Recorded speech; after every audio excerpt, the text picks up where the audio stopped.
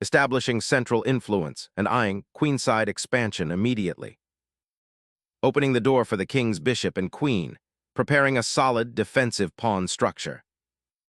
Unlocking the kingside diagonal for the bishop opens up dynamic possibilities. Opening the central diagonal and challenging white's fianchetto immediately establishes a dynamic pawn structure. Unleashing the bishop's long-range power, white prepares to contest the center and potentially launch a kingside assault.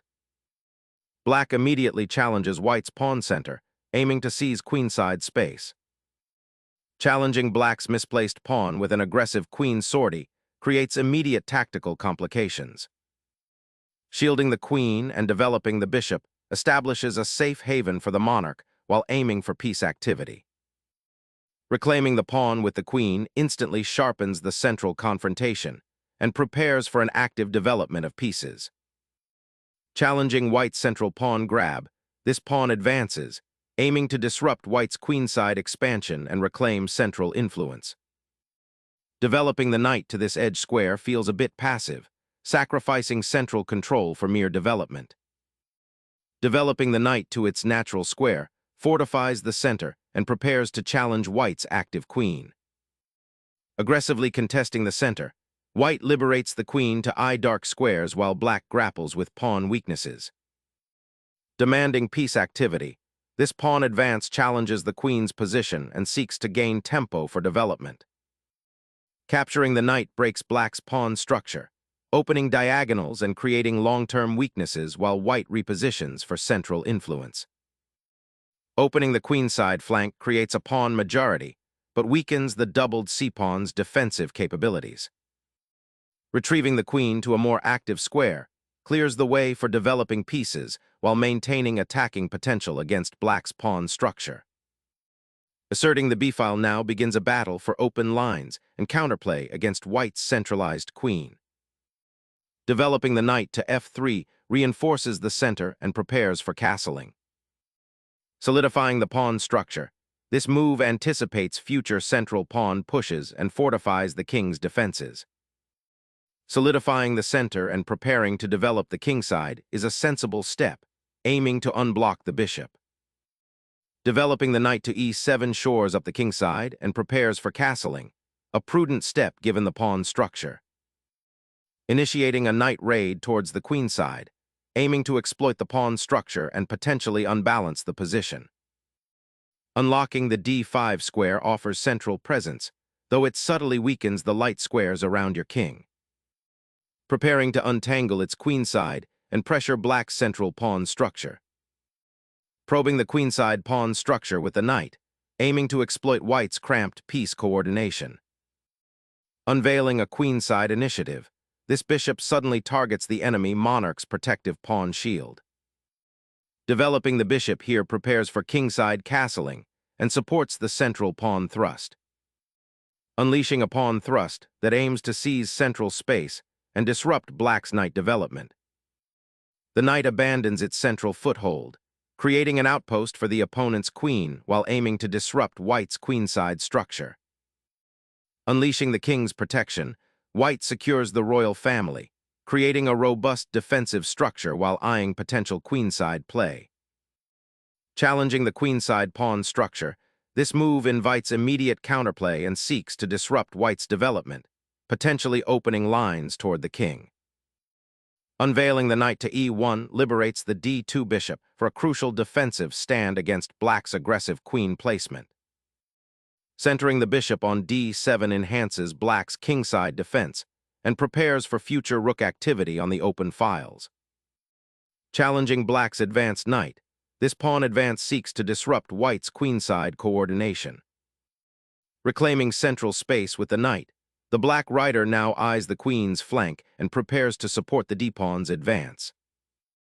Reclaiming the central square with the queen is a sound regrouping maneuver, aiming to support kingside development and potentially attack the d5 knight. This radical piece activation aims to destabilize white's queenside pawn structure and seize the b-file.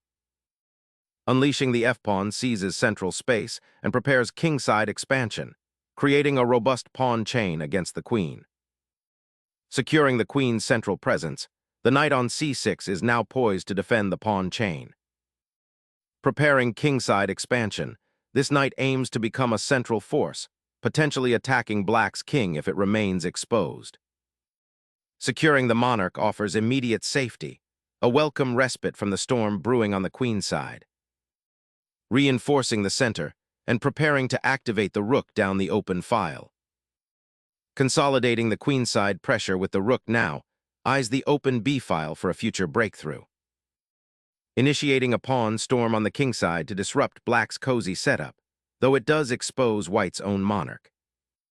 Consolidating piece activity, the bishop now shores up the kingside and prepares for potential pawn advances. Unlocking the f-file aggressively, white embraces dynamism, hoping to exploit black's slightly passive king and open lines for rapid counterplay. Embracing the open central files, black liberates their queen-pawn structure, creating immediate dynamism. Opening the e-file creates immediate attacking chances against black's undeveloped queenside and exposes the king's path. Opening the c-file now offers a critical pathway to the enemy king's weakened structure. A bold attempt to pry open lines, but it risks scattering white's own pawns while the king remains vulnerable. Aggressively challenging the center opens lines but risks king's safety, a bold choice. Unleashing the rook along the open file, creating immediate pressure and potentially disrupting black's defensive structure. Sacrificing a pawn to rip open the king's defenses, a daring counterattack is initiated.